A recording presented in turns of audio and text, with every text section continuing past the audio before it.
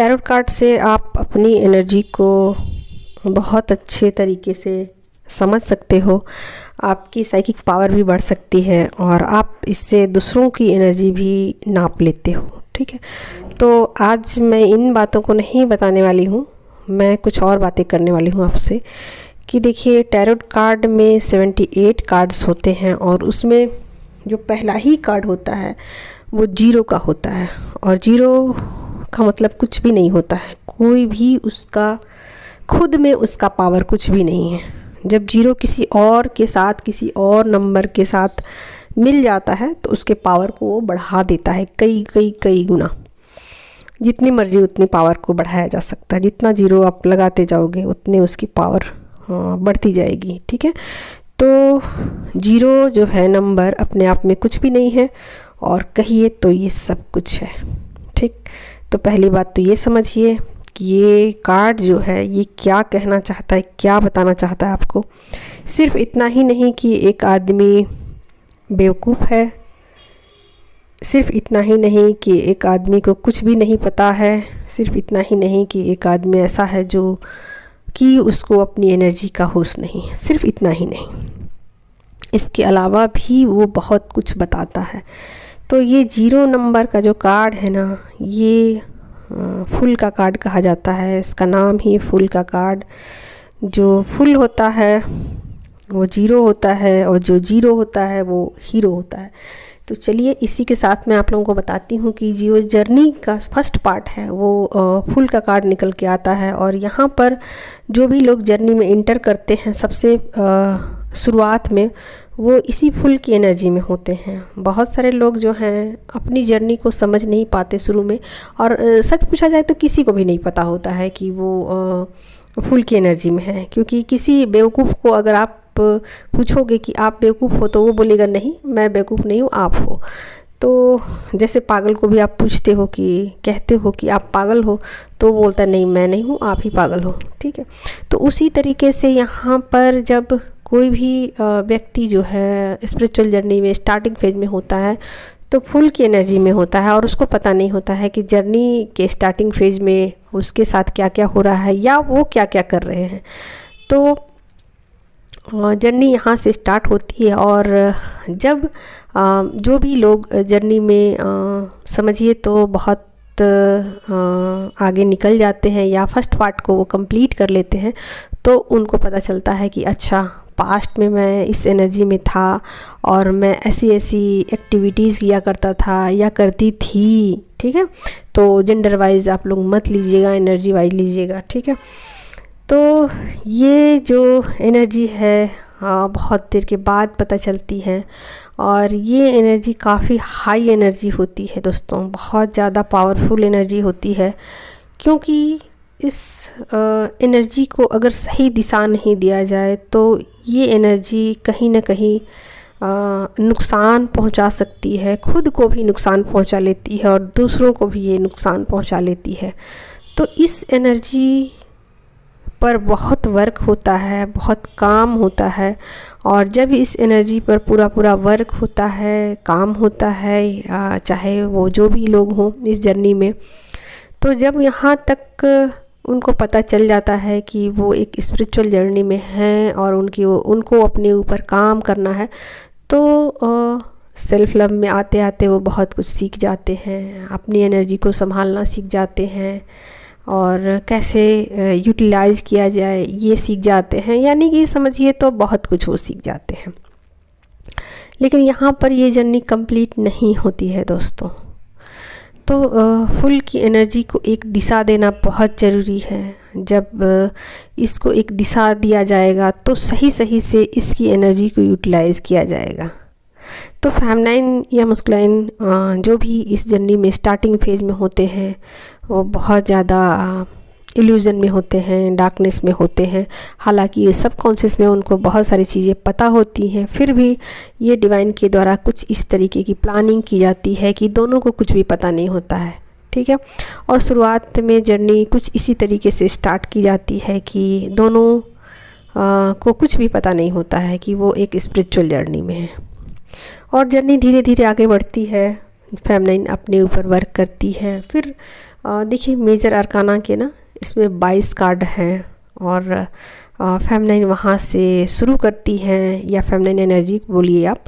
तो यहाँ से एनर्जी शुरू होती है, नंबर 2, नंबर 3, ऐसे करते करते जो लास्ट कार्ड जो होता है ना जर्नी का, वो होता है वर्ल्ड का कार्ड। ठीक है, तो ये जर्नी यहाँ पर जाकर के एंड हो जाती है दोस्तों। ठीक है, और उन पर उनको काम करना होता है। और जो मेजर अरकाना जो कार्ड हैं 22 कार्ड, उसमें ये दिखाया जाता है कि उनकी लाइफ की मेजर शिफ्ट आते हैं और उनको उन रास्तों से गुजरना होता है, अपने ऊपर वर्क करना होता है। बहुत सारी चीज़ें ऐसी होती है जो कि उनको छोड़ना पड़ता है अपनी लाइफ में, और बहुत सारी ऐसी चीज़ें होती है जो उनको अपनाने की ज़रूरत होती है, मानने की ज़रूरत होती है, स्वीकार करने की ज़रूरत होती है। तो इन स्टेजेस से गुज़रते हुए और बहुत सारे ज़िंदगी के रहस्यों को जानते हुए फेमनाइन बहुत ज़्यादा पावरफुल हो जाती है और बहुत ज़्यादा समझदार हो जाती है। और अपनी समझदारी को एक दिशा देने के लिए अब उनके सामने बहुत सारे चैलेंजेज दिए जाते हैं डिवाइन के द्वारा। उनका टेस्ट लिया जाता है ताकि वो समझ सके कि इस एनर्जी को कैसे यूटिलाइज़ करना है। ठीक है दोस्तों, तो ये जो फुल की एनर्जी है ना, इसमें बहुत ज़्यादा पावर है, करेज है, एक मिशन है, एक शुरुआत है, और इंटेंशन बहुत अच्छा है, सब कुछ है, सब कुछ है। बट अपने पावर को कैसे यूटिलाइज़ किया जाए ये नहीं पता है इस फुल को। तो यही हाल इस जर्नी में सभी को होता है शुरुआती टाइम में। और जब ये जो फुल है वो सब कुछ रास्तों से उनको गुजारा जाता है, टेढ़े मेढ़े रास्तों से, तो वो बहुत कुछ सीख जाता है, बहुत सारी चीज़ें उनको पता चलती है, बहुत सारे जर्क उनको दिए जाते हैं, डार्क नाइट से गुजारा जाता है, बहुत सारी चीज़ें होती हैं, चक्रास पे काम होते हैं, सोल लेवल पर काम होते हैं।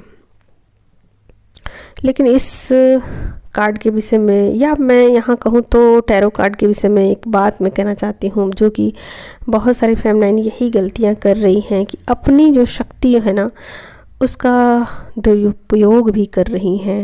मुझे पता है, मैं एनर्जी पिक करती हूँ, मुझे पता है, क्योंकि बहुत सारी फेमनाइन टैरो कार्ड तो सीख लेती हैं, उनके पास पावर तो आ जाते हैं, बट कहीं ना कहीं वो इस पावर का दुरुपयोग भी करती हैं। और उनको अभी जब तक वो जर्नी को कंप्लीट नहीं कर लेती हैं, कुछ ना कुछ उनके सामने इल्यूजन आते रहते हैं, क्योंकि जर्नी कंप्लीट नहीं हुई है। और मैंने कहा ही आप लोगों को कि जर्नी 2 पार्ट में है, एक मून की एनर्जी है एक पार्ट में सन की एनर्जी है। जब आप सन की एनर्जी में आते हो ना तो सब कुछ आपको दिखाई पड़ता है। ठीक है, और जब आप मून की एनर्जी में होते हो ना तो चीज़ें छुपी हुई रहती हैं, डार्कनेस में रहती हैं।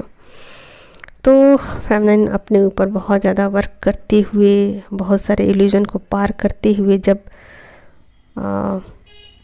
जर्नी के सेकंड पार्ट में पहुंचती है तो फिर उनको बहुत सारी चीज़ों का पता चलता है, और वो फिर जाकर के वर्ल्ड की एनर्जी में पहुंच जाती हैं। और ये जर्नी का कहिए तो एंडिंग पार्ट होता है दोस्तों, रीयूनियन का जो एंडिंग पार्ट होता है ना उसको ही बोला जाता है कि यहाँ हारमोनियस रीयूनियन आपका हो गया। शुरुआत में जब आप हारमोनियस रीयूनियन की तरफ पढ़ते हो या बढ़ते हो जो भी है, तो वहाँ पर आपको आपकी एनर्जी जो है ना वो बहुत ज़्यादा फ्लैक्चुएट करती है, या ऐसे कहिए कि 2 एनर्जी आपस में जब मिलती है तो एक बड़ा सा ब्लास्ट भी होता है, जिसको आप स्पिरिचुअल फाइट भी कह सकते हो। तो ये चीज़ें रीयूनियन के फर्स्ट पार्ट में होती हैं। फिर आप सेकंड पार्ट में जाते हो तो कुछ आप सीखते हो, फिर आप थर्ड पार्ट में जाते हो तो कुछ और सीखते हो, फोर्थ पार्ट में जाते हो तो कुछ और सीखते हो। और कई बार आप ऐसा सोचते हो कि इस जर्नी से अब पीछा छुड़ा लिया जाए, या फिर अब इस जर्नी में कुछ रखा नहीं है और जर्नी से आपका बहुत ही कहा जाए तो जर्नी आपको उबाऊ लगने लग जाती है, बेकार लगने लग जाती है और आपको ऐसा लगता है कि जल्दी जल्दी ये चीज़ें कंप्लीट हो। ठीक है, तो वर्ल्ड का जो कार्ड जो होता है ना, वो जर्नी एंडिंग की तरफ इशारा करता है।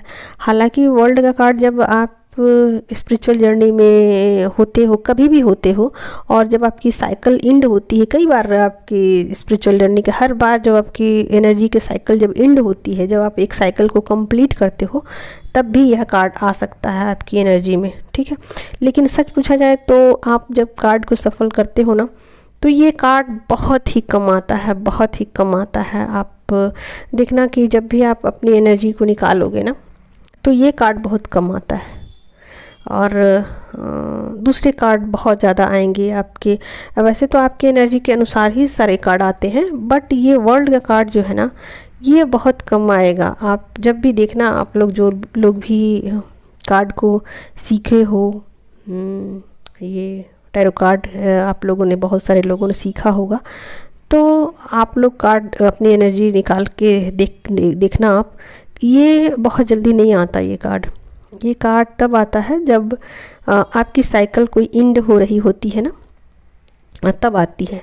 या फिर कभी कभार ऐसा भी हो सकता है कि जब आप सेल्फ लव में बहुत ज़्यादा हो, तो फिर ये कार्ड आ सकता है, वरना ये कार्ड जल्दी नहीं आता, क्योंकि ये साइकिल एंडिंग का है। और इसमें ना फेमिनाइन जो है वो ऐसा लगता है कि उनकी एनर्जी इस तरीके की हो जाती है कि जैसे कि उन्होंने पूरी दुनिया देख ली हो, अब उनको देखने सुनने को कुछ बचा नहीं है, किसी चीज़ में उनका कोई इंटरेस्ट नहीं है। जैसे कि आप ऐसा सोचो कि 3D में उनका कोई इंटरेस्ट नहीं बचा है। और अब जैसे कि फेमिनाइन दोनों साइकिल को समझ लेती है, मतलब डार्क साइड को भी समझ लेती है, लाइट साइड को भी समझ लेती है। आप ऐसे समझो कि एक सिक्का है, तो वो दोनों पहलू को देख लेती है, जिधर हेड है उधर भी, जिधर टेल है उधर भी, तो दोनों पार्ट को देख लेती है, सोच लेती है, समझ लेती है। और उनकी एनर्जी कुछ इस तरीके की होती है कि अब वो बीचों बीच उनको रहना पड़ता है, तभी एनर्जी बैलेंस होती है। ना डार्क साइड की तरफ रहती है, ना लाइट साइड की तरफ रहती है, बिल्कुल प्रेजेंट मोमेंट में वो रहती है। तो ये तब होता है जब आप हारमोनियस रियूनियन के अंतिम स्टेज पे पहुंच जाते हो, तब जा कर के आपकी एनर्जी में ये द वर्ल्ड का कार्ड आता है। वैसे आप कहीं घूमने फिरने जा रहे हो या घूमने फिरने की प्लानिंग कर रहे हो और अपनी एनर्जी निकालोगे, तो भी ये वर्ल्ड का कार्ड आ जाएगा। ठीक है, तो ये मुख्यतः कहा जाए तो साइकिल एंडिंग के लिए ये कार्ड जाना जाता है। और डिवाइन की ब्लेसिंग्स है इसमें, बहुत सारा आपके जो स्पिरिचुअल गाइड मास्टर है सब आपके साथ हैं, आपकी सारी शक्तियाँ आपको लौटा दी गई हैं, सारे पावर्स आपके पास हैं। लेकिन आप इस पावर का ना मिसयूज़ नहीं करोगे, कभी भी नहीं कर सकते आप। आपको पता है कि ये चीज़ें कितनी ख़तरनाक है, शक्तियों से खेलना अच्छी बात नहीं है। शक्तियों को सही दिशा देना ज़रूरी है, सही से उसका यूटिलाइज़ करना ज़रूरी है, नहीं तो ये शक्तियाँ बहुत ही ख़तरनाक हैं। और फेमिनाइन को बहुत ज़्यादा एक्सपीरियंस हो जाता है, और एक तरीके से कहा जाए ना तो एक समझदार महिला के रूप में दुनिया के सामने आती है, और समझदारी के साथ अपना वो सोल पर्पस करती है, और समझदारी के साथ वो अपनी ज़िंदगी को जीती है जब वो हारमोनियस रियूनियन में आ जाती है। और किसी के साथ भी वो ना तो पंगे लेती है, ना लड़ाई करती है। एक तरीके से कहा जाए तो वो ज़िंदगी के प्रति खुश भी होती है, ज़िंदगी को जीती भी है, और ज़िंदगी के रहस्यों को समझती भी है, सबको समझती है। एक तरीके से कहा जाए तो हर किसी को वो समझती है, कोई भी ऐसी चीज़ नहीं है जिसको वो समझती ना हो, सब कुछ समझती है। और सब कुछ समझते हुए भी एक उदासीन भाव से आप कहिए, या फिर उसको ऐसे कहिए न्यूट्रल होकर कि वो अपनी लाइफ को जीती है ना, तो वो बहुत ज़्यादा खुश होती है ना वो बहुत ज़्यादा उदास होती है। क्योंकि देखिए दोनों ही बातें हैं यहाँ पर। अगर वो खुश होगी तो इस बात के लिए खुश होगी कि उसने अपने स्पिरिचुअल जर्नी को कंप्लीट किया, इस बात के लिए खुश होगी कि उसने इस दुनिया में आकर के इस दुनिया को देखा, इस दुनिया को जिया, हर एक चीज़ का अनुभव किया, अच्छे बुरे सब का अनुभव किया, तो इन बातों के लिए वो खुश होगी।